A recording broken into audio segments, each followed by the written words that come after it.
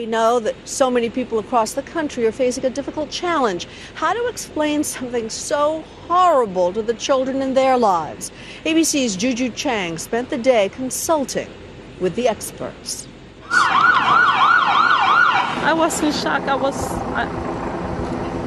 was terrifying. I'm still terrified. I think I'm still in shock. When adults are left speechless by traumatic events, it's hard to imagine what's going on in the mind of a child. We are continuing our breaking news coverage. Adults often gorge on media images, trying to glean facts, gain perspective. What was the motive of the alleged shooter? Why would he do this? To make sense out of a senseless event.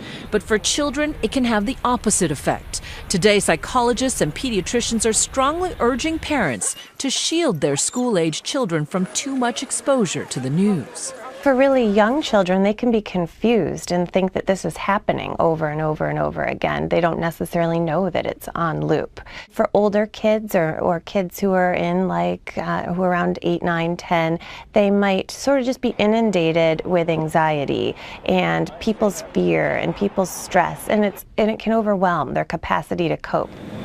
Elementary school is supposed to be a safe, innocent place, but today's shooting shatters that notion for parents. If your children are old enough to ask questions, instead of talking to the kids, try just listening. Start by asking them, what do you know? How are you feeling? Ask open-ended questions so that you can start from there. A lot of times we think they want to know lots and lots of information that adults want to know, but children don't necessarily have the same questions or have the same needs. When they do ask questions, don't hide from their concerns, but try not to over-answer either. And that just can heighten their anxiety? Or confuse them. It could make them more anxious. It could plant seeds, maybe ideas that hadn't occurred to them. While we don't want to hide our emotions, try not to be overly emotional either in front of the kids. Because kids get their cues from their grown-ups. We look to grown-ups to interpret situations for us. It's called social referencing. It's what kids do. So we're all sort of being watched, and kids are looking to us to let them know, how should we be reacting to this? And so if parents are overreacting? Understandable, but try to share your sadness and your anxiety and your fear and your anger with other adults and shield children from those conversations. Mental health experts told us they've learned a lot from the experience of 9/11. A number of children were traumatized who had no direct contact with 9/11, but rather watched the media extensively. And for those children, a term was coined called secondary terrorism. For parents, it's a delicate balancing act, calibrated to each child's personality. Is my kid anxious? Is she fearful? Right now, you're going to see a lot of anger, you're going to see a lot of sadness, a lot of tears.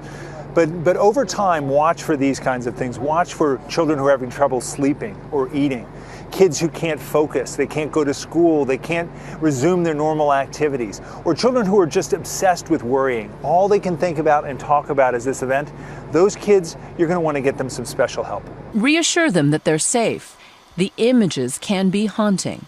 Explain in concrete terms that the police and teachers are working to keep schools safe, and explain that this is a very, very rare event. Parents are able to put it in perspective. Like, they know the odds are incredibly long Yes. that their child's school is going to have this kind of incident, and yet kids might not know that. That's right. We develop thinking errors like that sometimes after a trauma, and kids are especially prone to it. They're especially prone to what we call magical thinking or associative logic. So if it happened in a kindergarten classroom, it'll happen in another kindergarten classroom. You have to correct their magical thinking. That's right. But the professionals we spoke with told us that the best comfort may not be verbal. There's a superb body of research, from animal research to human research, research with premature babies. And what this all comes to is that the touch, the comforting, has strong biological effects. And so it's not just a cliche of parenthood, it's wisdom through the ages that has now science behind it. An idea endorsed by President Obama earlier today. This evening, Michelle and I will do what I know every parent in America will do, which is hug our children a little tighter, and we'll tell them that we love them. So when words fail us, never underestimate the power of an embrace. Every parent knows that school can be a source of anxiety, too, for young kids regardless. I spent the day interviewing those trauma experts and child psychologists, and they all say the same thing. Kids depend on parents to feel safe. So while it may not be appropriate to hold a school assembly, which might just increase fears, schools are a source of community, and parents should check in with their teachers and administrators to see how their kids are responding. But as a sad footnote, Cynthia, Sandy Hook's school principal was among those killed today, and that community will need a lot of support moving ahead.